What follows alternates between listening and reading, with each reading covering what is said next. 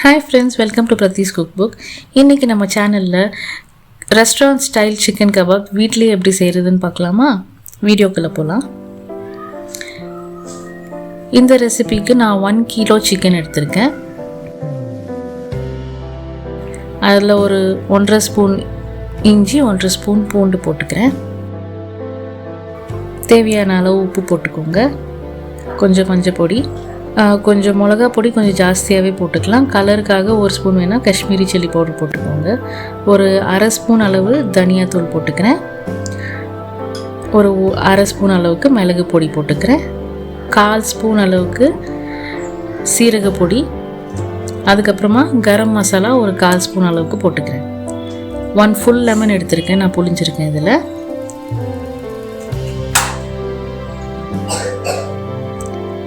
கூடவே கார்ன்ஃப்ளோர் ஒரு 2 table spoon அளவுக்கு போட்டுக்கோங்க. இதை நல்லா மிக்ஸ் பண்ணி ஒரு 1/2 அன் ஹவர் ஊற வச்சிடலாம்.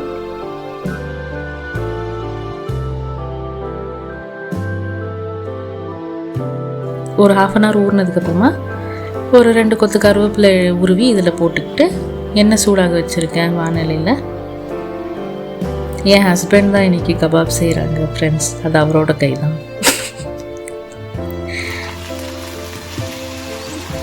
இந்த சிக்கனை அப்படியே கொஞ்சம் கொஞ்சமாக 2 or 3 பேட்சஸில் ஃப்ரை பண்ணி எடுத்துக்கலாம். ஒரு 1/2 குக் ஃப்ரை ஆனதுக்கப்புறமா ஒரு பேட்சாக எடுத்து வச்சு தனியாக வச்சுக்கோங்க. நம்ம இன்னொரு தடவை இந்த திருப்பி ஃப்ரை பண்ணி எடுப்போம். அப்போ தான் அந்த கலரும் நல்லா ரெட்டாக வரும், அப்புறமா கிறிஸ்பியாகவும் இருக்கும். ரொம்பவும் ஓவர் குக்காகி ஹார்ட் ஆகிடாது.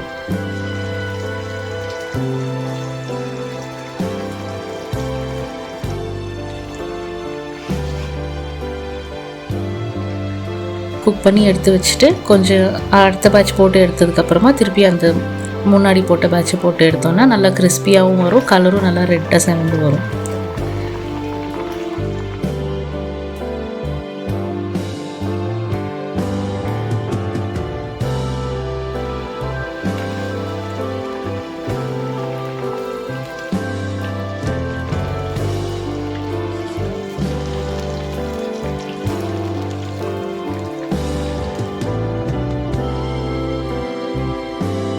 ஃபஸ்ட்டு போட்டிருந்தோம் இல்லையா, அந்த பேட்சையே திருப்பி போடுறோம். அப்போ தான் அந்த கலரும் ரெட்டாக வரும், நல்லா கிளியராக குக் ஆகிடும், சாஃப்டாகவும் இருக்கும், வெளியில் கிறிஸ்பியாகவும் நல்லாயிருக்கும்.